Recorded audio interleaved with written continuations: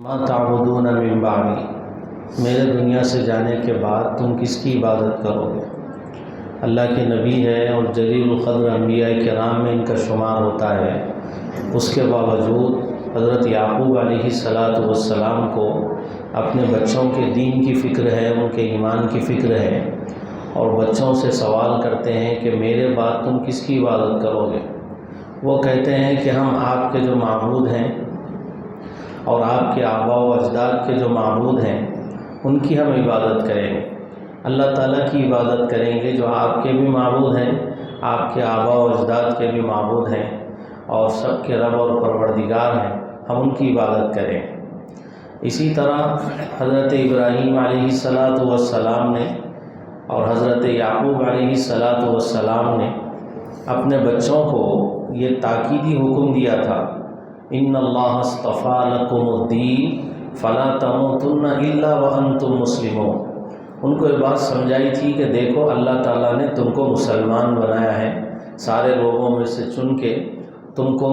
مسلمان گھرانے میں پیدا کیا ہے، اسلام کی دولت سے تم کو مالا مال کیا ہے۔ ان اللہ اصطفیٰ لکم الدین فلا تموتن الا وانتم مسلمون۔ تم کو موت آئے تو اسلام کی حالت میں موت آنا چاہیے۔ یہ جو اسلام سے اللہ تعالیٰ نے تم کو جوڑا ہے، آخری سانس تک اس سے جڑے رہو، اپنے آپ کو اسلام سے جوڑے رکھو، اور موت آئے تو اسلام کی حالت میں موت آنا چاہیے، کسی بھی حالت میں اسلام تم سے چھوٹنا نہیں چاہیے۔ یہ وصیت کر کے جا رہے ہیں اور یہ تاکیدی حکم دے رہے ہیں حضرت یعقوب علیہ السلام اور حضرت ابراہیم علیہ السلام اپنی اولاد کو۔ انبیاء کرام اپنی اولاد کی ایمان اور ان کے اسلام کی فکر کر رہے ہیں، ان کی تربیت کی فکر کر رہے ہیں۔ اس سے بات یہ سمجھ میں آتی ہے کہ ماں باپ کی جو ذمہ داری ہے وہ ذمہ داری یہ ہے بچوں کے ایمان کی فکر کریں، ان کے اسلام کی فکر کریں، ان کی تعلیم و تربیت کے سلسلے میں فکر کریں اور کوشش کریں کہ بچے کسی بھی طرح دیندار بنے، مسلمان بنے، اسلام پہ چلنے والے بنے، اسلام کو اپنے سینے سے چمٹائے رکھیں اور آخری سانس تک اسلام سے جڑے رہیں اور اسلام پر چلتے رہیں، زندگی گزاریں تو اسلام پہ، موت آئے تو اسلام پہ۔ یہ چیز بچوں کو سمجھانا یہ ماں باپ کی ذمہ داری ہے۔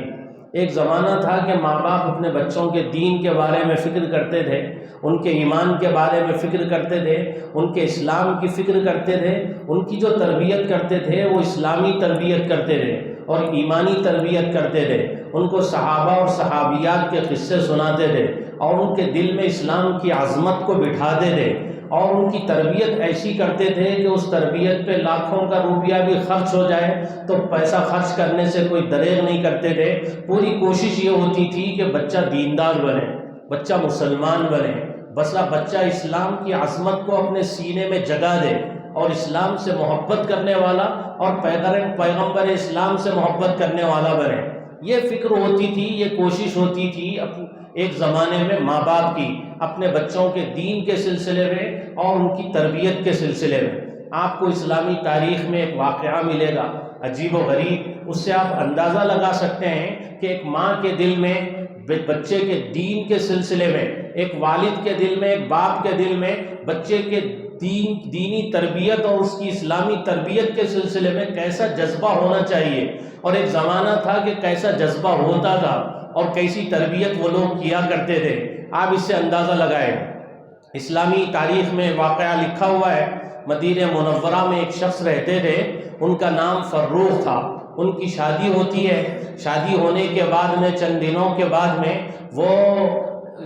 اللہ کے راستے میں قتال کے لیے، جہاد کے لیے جاتے ہیں اور اپنے بیوی کے ہاتھ میں کچھ پیسے تھما کے جاتے ہیں اور کہتے ہیں کہ دیکھو یہ 30,000 دینار ہے، 30,000 سونے کے سکے، یہ 30,000 دینار میں تمہارے حوالے کر کے جاتا ہوں، اس کو کاروبار میں لگایا جا سکتا ہے، اس کو تجارت میں لگایا جا سکتا ہے، اس سے فائدہ اٹھایا جا سکتا ہے۔ میں اللہ کے راستے میں جا رہا ہوں اور جب آؤں گا تو میں جب تک باہر رہوں گا، تم سے دور رہوں گا، ان پیسوں کے ذریعے سے تم کو فائدہ ہوگا۔ شادی کے بعد میں وہ اپنی بیوی کو چھوڑ کے اللہ کے راستے میں نکل جاتے ہیں۔ اس کے بعد میں یہاں پہ یہ جو ان کی اپنی بیوی ہے، ان کو بچہ ہوتا ہے، بچہ ہونے کے بعد میں وہ اپنے بچے کی تعلیم اور تربیت کے سلسلے میں فکر کرتی ہے، کوشش کرتی ہے، پوری کوشش یہ کرتی ہے کہ بچہ دیندار بنے، بچہ علم سے آراستہ ہو، اپنے وقت کا بہت بڑا امام بنے، محدث بنے، فقیہ بنے۔ یہ ایک ماں کی فکر تھی، ایک ماں کی کوشش تھی، اور اس کے لیے انہوں نے جو کچھ کرنا تھا وہ انہوں نے کیا۔ بچے کے پیچھے پیسہ انہوں نے لگایا، ان کے اساتذہ پہ انہوں نے پیسہ لگایا، بچے کو قابل بنانے میں جو کچھ وہ کر سکتی تھی اس ماں نے کیا۔ اب یہ اللہ کے راستے میں نکلے ہوئے ہیں، یہاں پہ ان کو اولاد ہوتی ہے اور وہ بچہ بڑا ہوتا ہے، بچے کی تربیت ہوتی ہے، بچہ حافظ قرآن بنتا ہے، قرآن کو حفظ کرتا ہے، حافظ بن جاتا ہے۔ اس کے بعد اس بچے کو وہ ماں عالم بناتی ہے، بچہ عالم بنتا ہے، اس کے بعد میں بڑے بڑے محدثین سے وہ علم حاصل کرتا ہے، حضرت انس رضی اللہ تعالیٰ عنہ سے علم حاصل کرتا ہے، صحابی رسول سے اور بہت سے تابعین سے علم حاصل کرتا ہے، اور ایک وقت وہ آتا ہے کہ وہ مدینے کا بہت بڑا امام بنتا ہے اور فقیہ بنتا ہے، بہت بڑا محدث بنتا ہے اور بہت بڑا اللہ والا بنتا ہے۔ ایک عرصہ اچھا خاصا ہو جاتا ہے، 30 سال کے گزرنے کے بعد میں ادھر اللہ کے راستے سے فروخ لوٹ کے آتے ہیں، اور ان کے دل میں عجیب و غریب قسم کے جذبات ہے کہ بھئی میرا جو مکان تھا وہ مکان اس جگہ پہ ہے بھی یا نہیں، میری اپنی بیوی زندہ بھی ہے یا اس کا انتقال ہو گیا ہے، مکان بھی ہے یا نہیں ہے۔ یہ سوچ کے وہ مدینہ منورہ میں داخل ہوتے ہیں اور سیدھا اپنے مکان کے پاس جاتے ہیں، اور اپنے مکان سے دروازہ کھلا ہوا دیکھتے ہیں اور وہ سیدھا مکان میں داخل ہو جاتے ہیں۔ مکان میں داخل ہوتے ہی ایک نوجوان وہاں پہ بیٹھا ہوا ہے، اس نے دیکھا کہ ایک بوڑھا شخص ہے، 60 سال کے قریب اس کی عمر دکھائی دیتی ہے، وہ آ رہا ہے، سیدھا گھر میں داخل ہو رہا ہے اور کسی سے اجازت نہیں لیتا ہے، دروازہ کھٹکھٹاتا نہیں ہے، ایک اجنبی ہے، مسافر ہے، اور گلے میں اس کے تلوار لٹک رہی ہے، اور سیدھا گھر کے اندر داخل ہو جاتا ہے۔ تو وہ نوجوان اس سے الجھ جاتا ہے اور کہتا ہے کہ تم کو شرم نہیں ہے، حیا نہیں ہے، گھر میں داخل ہو جاتے ہو، اجازت نہیں لیتے ہو، یہ کس کا مکان ہے تم نے پوچھا بھی نہیں، اور اجنبی دکھائی دیتے ہو، مسافر دکھائی دیتے ہو، اور سیدھا مکان میں داخل ہو گئے ہو۔ اب وہ دونوں ایک دوسرے سے الجھ جاتے ہیں، کچھ بستی والے جمع ہو جاتے ہیں، وہ یہ کہتے ہیں کہ بھئی یہ تو مکان میرا ہی ہے، یہ میرا مکان ہے، میں اپنے مکان میں داخل ہوا ہوں۔ جب آوازیں کچھ بلند ہوتی ہے، شور سا سنائی دینے لگتا ہے، تو ان کی والدہ اوپر سے اس نوجوان کی والدہ جھانک کے دیکھتی ہے، اور دیکھنے کے بعد، آواز سننے کے بعد، غور سے دیکھنے کے بعد اپنے بچے سے یہ کہتی ہے کہ ان کو اوپر آنے دو، یہ تمہارے والد ہیں، 30 سال ہو گیا ہے یہ اللہ کے راستے میں گئے تھے، اس کے بعد میں اب یہاں پہ آئے ہیں اپنے مکان کو، یہ تمہارے والد ہیں۔ جیسے ہی انہوں نے سنا کہ میرے والد ہیں، اس کے بعد میں انہوں نے ان سے ملاقات کی، اس کے بعد میں ان کو چھوڑا۔ وہ آتے ہیں اور اپنی بیوی سے پوچھتے ہیں کہ میں نے 30,000 دینار سونے کے سکے تمہارے پاس رکھائے تھے، اور اس وقت میرے پاس 4,000 دینار ہے، یہ دونوں کو ملایا جائے گا اور ہم ایک مکان خریدیں گے یا پھر کوئی تجارت کریں گے، بزنس کریں گے۔ بات چیت ہوتی ہے اور پوچھتے ہیں کہ بھئی وہ جو 30,000 دینار میں نے تم کو دیے تھے، وہ 30,000 دینار تم نے کیا کیے؟ تو وہ جو بیوی ہے، بیوی یہ کہتی ہے کہ بھئی میں نے ان کو ایک مناسب جگہ پہ چھپا کے رکھ دیا ہے، جب وقت آئے گا تو میں اس کو وہاں سے نکالوں گی، اس کے بعد میں وہ پیسے میں تمہارے حوالے کروں گی۔ اس کے بعد میں بات آئی گئی، قصہ ختم ہو گیا۔ اب صبح کا وقت ہوتا ہے، فجر کی نماز کا وقت ہوتا ہے، تو یہ جو فروخ ہیں وہ آتے ہیں مسجد نبوی میں فجر کی نماز ادا کرنے کے لیے، مسجد نبوی میں آتے ہیں،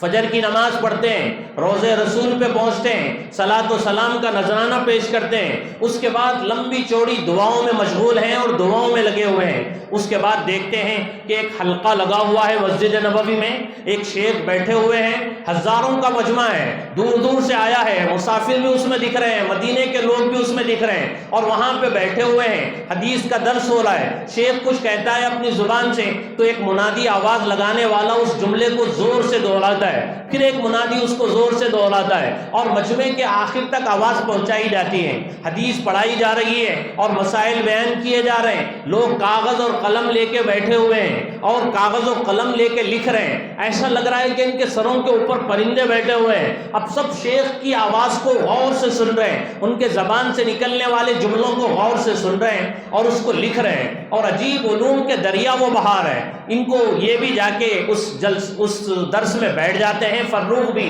اور غور سے اس درس کو سننے لگتے ہیں اور اس کے علم و مقام سے بہت متاثر ہوتے ہیں کہ بھئی آخر یہ کون ہے، اتنا بڑا شیخ مدینہ منورہ میں حدیث کا درس دے رہا ہے اور مسائل بیان کر رہا ہے۔ بہت خوش ہوتے ہیں اس کے علمی مقام سے، اس کے بعد مجلس درس ختم ہو جاتی ہے، سبق ختم ہو جاتا ہے، اس کے بعد لوگ جانے لگتے ہیں تو ہزاروں کا مجمع شیخ کو اپنے گھیرے میں لے لیتا ہے، ایک شاہانہ انداز میں، بادشاہی انداز میں وہ نکل رہے ہیں۔ تو لوگوں سے انہوں نے پوچھا، چہرہ دیکھنے کی کوشش کر رہے ہیں، اس شیخ کا چہرہ یہ دیکھ نہیں پاتے ہیں، تو ایک بازو والے آدمی سے پوچھتے ہیں کہ بھئی یہ شیخ کون ہے جنہوں نے درس دیا اور اتنی بہترین باتیں بتائی، یہ شیخ آخر ہے کون؟ پوچھنے پر اس نے کہا کہ بھئی کیا تم مدینے کے رہنے والے نہیں ہو؟ مدینے کا رہنے والا اس شیخ کو نہ جانتا ہو، سوال ہی پیدا نہیں ہوتا، ایسا لگتا ہے کہ تم کوئی اجنبی ہو، ایسا لگتا ہے کہ تم کوئی مسافر ہو۔ انہوں نے کہا کہ بھئی بتاؤ آخر یہ بندہ ہے کون جس نے حدیث کا درس دیا اور مسائل بیان کیے، لوگ لکھ رہے ہیں، سن رہے ہیں، لوگوں میں ان کا یہ مقام ہے، مرتبہ ہے، لوگوں میں ان کی یہ عزت ہے، آخر یہ ہے کون؟ پوچھنے پر وہ بندہ کہتا ہے کہ بھئی یہ وہ بندہ ہے کہ اس وقت کی کم عمری کے باوجود، ان کی اپنی کم عمری کے باوجود مدینے کا یہ امام ہے، اور یہ حضرت انس کا شاگرد ہے، بڑے بڑے تابعین سے اس نے علم حاصل کیا ہے، اپنے وقت کے امام اس کی مجلس میں بیٹھتے ہیں، ابو حنیفہ اس کی مجلس میں حاضر ہوتے ہیں، انس مالک حضرت امام مالک ان کی مجلس میں حاضر ہوتے ہیں، سفیان ثوری ان کی مجلس میں حاضر ہوتے ہیں، بڑے بڑے فقہا، بڑے بڑے ائمہ، بڑے بڑے محدثین ان کی مجلس درس میں حاضر ہوتے ہیں اور سبق غور سے سنتے ہیں اور ان کی شاگردی پہ فخر کرتے ہیں۔ اپنے وقت کا یہ بہت بڑا سخی ہے اور اپنے وقت کا بہت بڑا بااخلاق انسان ہے اور بہت بڑا فیاض ہے، اور دنیا کے سلسلے میں ان سے بڑا کوئی بے رغبت نہیں ہے۔ اب یہ بے چین ہے کہ بھئی آخر یہ بندہ ہے کون، اس کا نام تو بتاؤ۔ نام پوچھنے پر وہ کہتا ہے کہ ان کا نام ہے ربیعہ، ان کو ربیعۃ الرائے کہتے ہیں۔ یہ جب کسی مسئلے کو قرآن و حدیث میں نہیں دیکھتے ہیں تو اپنے رائے سے اجتہاد کرتے ہیں اور اجتہاد سے مسئلہ بتاتے ہیں، اس وجہ سے ان کا نام پڑ گیا ربیعۃ الرائے۔ یہ ربیعۃ الرائے سے جانے جاتے ہیں، ان کا نام ربیعۃ الرائے ہے۔ یہ مدینے کا امام ہے، مدینے کا فقیہ ہے، یہ مدینے کا محدث ہے۔ لوگ ان کی مجلس درس میں حاضر ہوتے ہیں اور فخر محسوس کرتے ہیں ان کی شاگردی پر۔ جب یہ باتیں اس نے سنی تو حضرت فروخ نے پوچھا کہ بھئی ان کے والد کا نام کیا ہے؟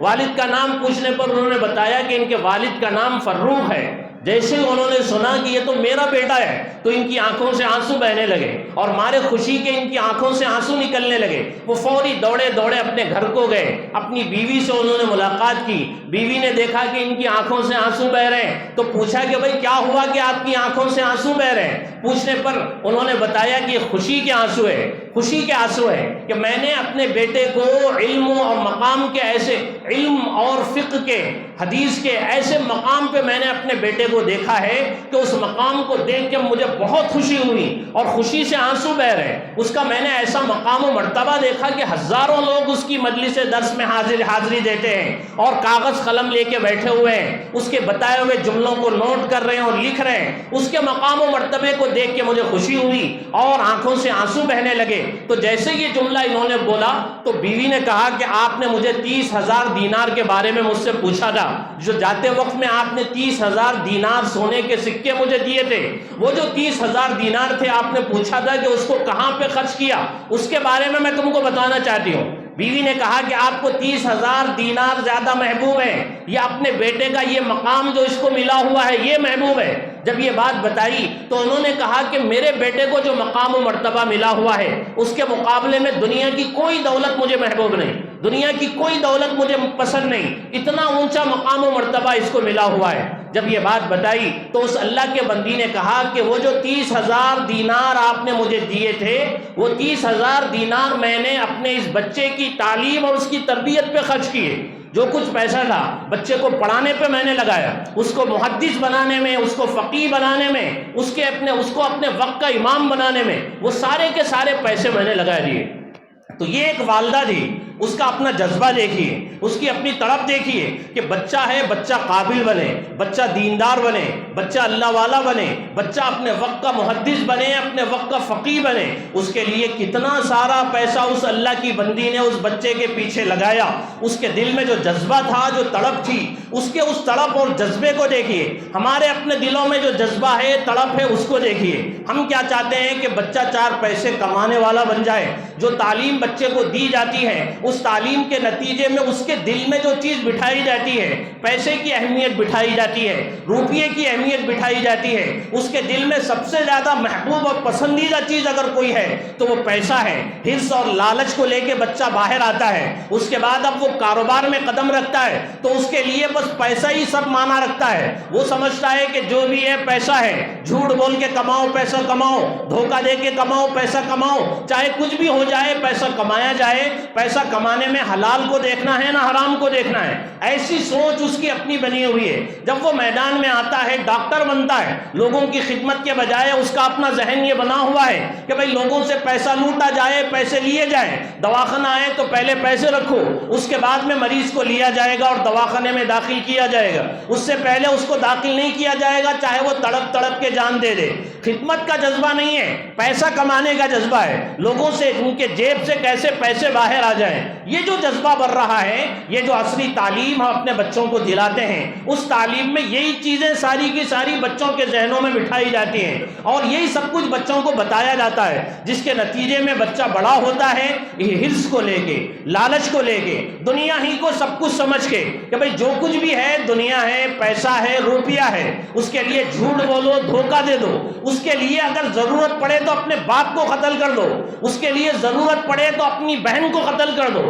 اس کے لیے ضرورت پڑے تو اپنے سگے بھائی کو قتل کر دو۔ یہ ایسا جذبہ لے کے، ایسی حرص لے کے، ایسی لالچ لے کے بچہ میدان میں آتا ہے۔ جب آپ بچے کو یہ تعلیم دیتے ہیں اور پھر اس کے ساتھ میں بے حیائی ساری کی ساری وہاں پہ گویا کہ سکھائی جاتی ہے اور بے حیا بچہ بن کے نکلتا ہے، مخلوط تعلیم ہے، بچے بچیوں کو ایک ساتھ پڑھایا جاتا ہے، ان کا اپنا جو لباس ہے وہ کیسا ہے آپ کو اچھی طریقے سے پتہ ہے، ایسے لباس میں مخلوط تعلیم جب دی جائے گی اس کے بعد بچے کی جو سوچ بنے گی، بچے کا جو ذہن بنے گا، اس کے بعد اس کے اندر جو بے حیائی آئے گی، بے دینی آئے گی، دین بیزاری، خدا بیزاری، اللہ اس کے رسول کی دشمنی، نعوذ باللہ، وہ اسلام سے، مسلمانوں سے بیزار اپنے آپ کو سمجھے گا، خدا بیزار بن کے میدان میں آئے گا، اس کے بعد وہ ایسے نام کا تو بس مسلمان رہ جائے گا، اسلام کے بارے میں، دین کے بارے میں اس کو کچھ پتہ نہیں ہوگا۔ اس سے پوچھا جائے گا کہ تمہارے نبی کا نام کیا ہے، تمہارے نبی کے والد کا نام کیا ہے، تو اس کو یہ بھی پتہ نہیں ہوگا۔